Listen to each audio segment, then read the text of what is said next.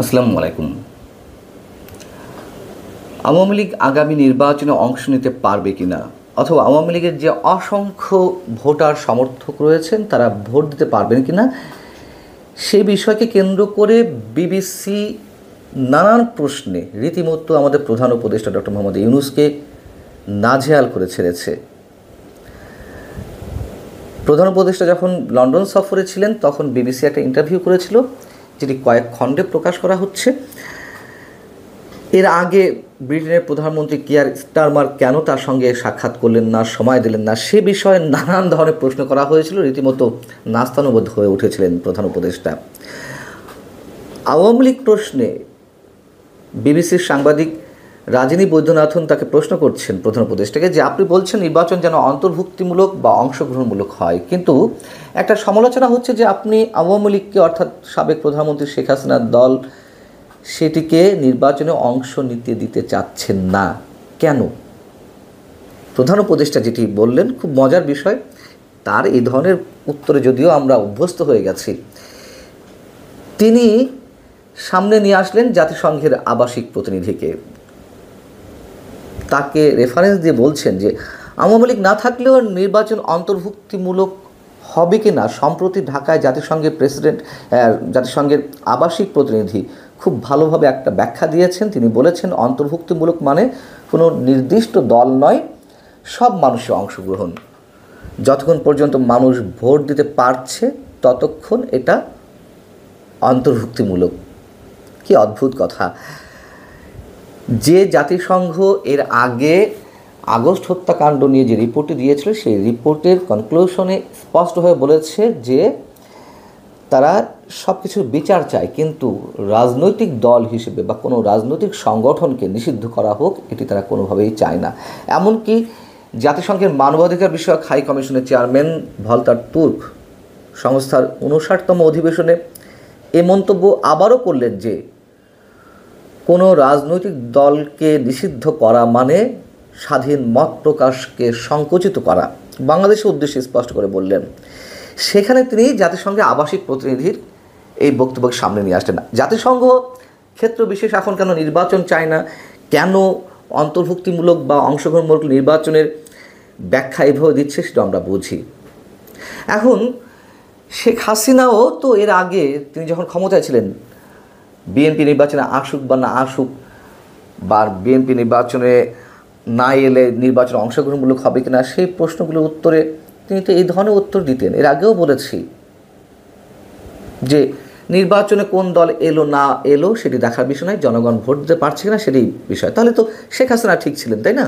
তাহলে শেখ হাসিনার বিরুদ্ধে কেন আমরা এত সমালোচনা করি?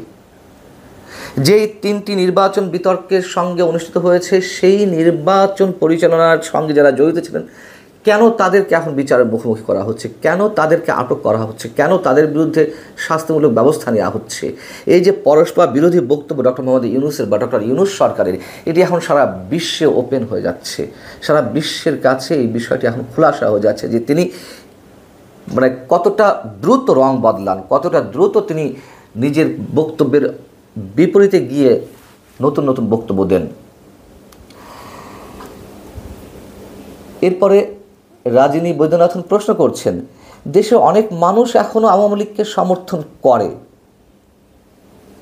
তো তার প্রশ্নের পরিপ্রেক্ষিতে আবার দ্রুত খুব ডক্টর মোহাম্মদ ইউনূস বলছেন যে তাদের সিদ্ধান্ত দিন যে তারা ভোট দিতে চায় কি না। কি হাস্যকর কথা! বিবিসির পক্ষ থেকে বলা হচ্ছে তারা আওয়ামী লীগের প্রার্থীকে ভোট দিতে পারবে না, না পারলে তারা কাকে ভোট দেবে? প্রধান উপদেষ্টা বলছেন যতক্ষণ পর্যন্ত তাদের ভোট দেওয়ার স্বাধীনতা থাকবে তারা দিতে পারবে।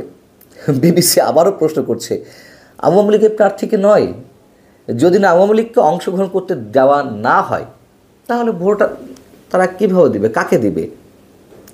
তখন তিনি বলছেন যে আমরা তো আওয়ামী লীগকে এখনও নিষিদ্ধ করিনি। আবারও বিবিসি কতটা নাস্তানুবোধ করছে, কতটা আটকে ফেলছে বিভিন্ন প্রশ্ন বানে, ঠিক মতো অ্যান্সার করতে পারছেন না আমাদের প্রধান উপদেষ্টা। বিবিসি বলছে যে তাহলে আপনি বলছেন তারা আগামী নির্বাচনে অংশ নিতে পারবে? যদি ভোট দিতেই পারে তার মানে তো আওয়ামী লীগ নির্বাচনে অংশ নিতে পারবে। তখন আবার অধ্যাপক ইউনূস বলছেন, একটা জিনিস পরিষ্কার করি, আওয়ামী লীগকে নিষিদ্ধ করা হয়নি, তাদের কার্যক্রম সাময়িকভাবে নিষিদ্ধ করা হয়েছে, যার মধ্যে নির্বাচনও পড়ে। মানে আমরা আওয়ামী লীগকে নিষিদ্ধ করিনি, রাজনৈতিক কার্যক্রম নিষিদ্ধ করা হয়েছে, অতএব কার্যক্রম যেহেতু নিষিদ্ধ থাকবে, নির্বাচনেও তারা কন্টেস্ট করতে পারবে না। এই কথা বলার পরে আবার তিনি আবার নিজের বক্তব্য উল্টে কার কাঁধে দায় চাপাচ্ছেন? নির্বাচন কমিশনের উপরে। তিনি বলছেন আবার এটা সাময়িক তাদের রাজনৈতিক কার্যক্রম নিষিদ্ধ করা হয়েছে, তবে নির্বাচনে তারা থাকবে কি না সেটা নির্বাচন কমিশনের সিদ্ধান্তের উপর নির্ভর করছে। আমাদের কোনো মন্তব্য নেই, যা বলার বিবিসি বলে দিচ্ছে।